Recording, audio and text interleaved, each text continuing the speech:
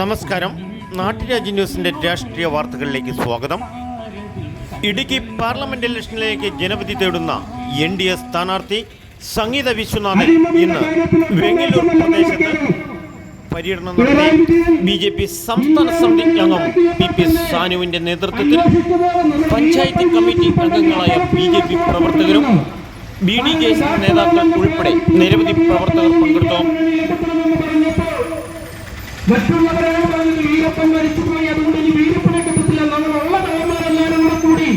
നരേന്ദ്രമോദിക്കെതിരെ പ്രവർത്തിക്കാം, അങ്ങനെയുള്ള കള്ളന്മാരെല്ലാം കൂടി പ്രവർത്തിച്ചുകൊണ്ടിരിക്കുന്നു.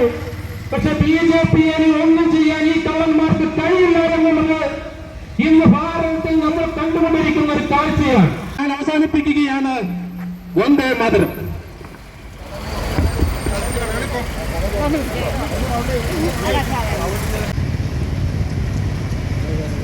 NDA സ്ഥാനാർത്ഥി സംഗീത വിശ്വനാഥന് മഹിളാ മോർച്ച പ്രവർത്തകർ ഷാളണിയിച്ച് സ്വീകരിക്കുകയും BJP സംസ്ഥാന സമിതി അംഗം ടിപ്പു സാനു കുടത്തിൽ താമര വിരിയുന്ന കുടം നൽകിയാണ് സ്വീകരിച്ചത്. വെങ്ങല്ലൂർ ജംഗ്ഷനിലെ വോട്ടർമാരെ കണ്ടു വോട്ടഭ്യർത്ഥിക്കുകയും ഇരുമുന്നണികളെയും പരീക്ഷിച്ചു മടുത്ത നിങ്ങൾ എന്നെ സഹായിക്കണം, എനിക്ക് വോട്ട് തന്നെ അഭ്യർത്ഥിക്കുകയും വോട്ടർമാർ ഹൃദയസ്പർശം അത് സ്വാഗതം ചെയ്യുന്ന രംഗം വരാനിരിക്കുന്ന ഇടുക്കി പാർലമെന്റ് ഇലക്ഷനിൽ ഇടുക്കിയിലെ ജനങ്ങൾ മോഡിക്കൊപ്പം ഈ കേരളത്തെ കൈവിടില്ല എന്നുള്ള ഉറപ്പിലാണ് ഇതുവരെയുള്ള പര്യടനത്തിൻ്റെ ഉള്ളടക്കമെന്ന് സ്ഥാനാർത്ഥി മനസ്സ് തുറന്ന് ജനങ്ങളോട് സംസാരിക്കുകയും ചെയ്തു.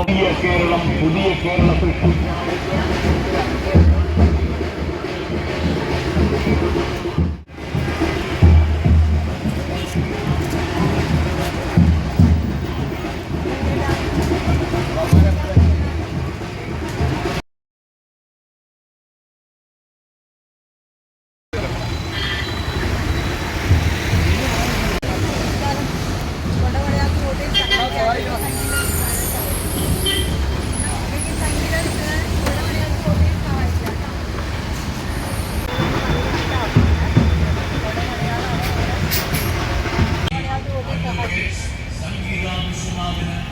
ശ്രീ സന്തോഷ് കുമാർ, D സത്യൻ സ്വയം സേവക സംഘത്തിന് വേണ്ടി, KR അശോക് കുമാർ 87-ാം ബൂത്ത് കമ്മിറ്റിക്ക് വേണ്ടി president, Shri Santhosh Arakkal election management committee.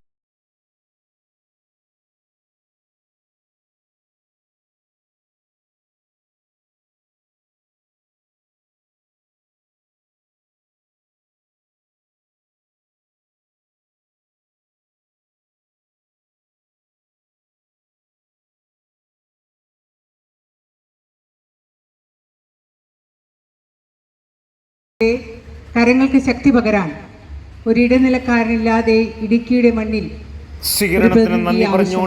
അത് ആവശ്യമാണെന്ന് നാട്ടിലെ മുഴുവൻ പ്രവർത്തകരും അതോടൊപ്പം തന്നെ നാട്ടിലെ ജനങ്ങളും വിശ്വസിക്കുന്നു. കഴിഞ്ഞ കാലങ്ങൾ ഇവിടെയൊക്കെ മാറി മാറി ഭരിച്ചിട്ട് കേരളത്തിൽ പ്രത്യേകിച്ച് നമുക്കറിയാം അഴിമതിയും ധൂർത്തും കെടുകാര്യസ്ഥയും മതപ്രീണനവും മൂലം ജനങ്ങളേറെ ബുദ്ധിമുട്ടിയിരിക്കുകയാണ്.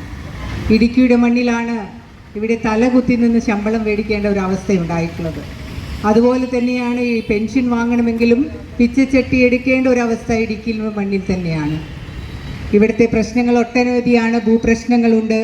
അതുപോലെ തന്നെ ഇവിടുത്തെ ഏറ്റവും മണ്ണിൻ്റെ മണമുള്ള ആ കർഷകരുടെ സംസ്കാരം നെഞ്ചോട് ചേർത്ത് പിടിച്ച് അതിനൊരു പാക്കേജ് കൊണ്ടുവരാനോ ഇവിടുത്തെ പുതിയ പുതിയ അത്യാധുനിക വിത്ത് സംവിധാനങ്ങളൊക്കെ ഇവിടേക്ക് കൊണ്ടുവരാനോ ഒന്നും കഴിഞ്ഞ കാലഘട്ടത്തിലെ നമ്മുടെ ഭരിച്ച ഭരണകർത്താക്കൾക്ക് സാധിച്ചിട്ടില്ല എന്നുള്ളതൊരു യാഥാർത്ഥ്യം നമ്മുടെ മുന്നിൽ നിൽക്കുകയാണ്.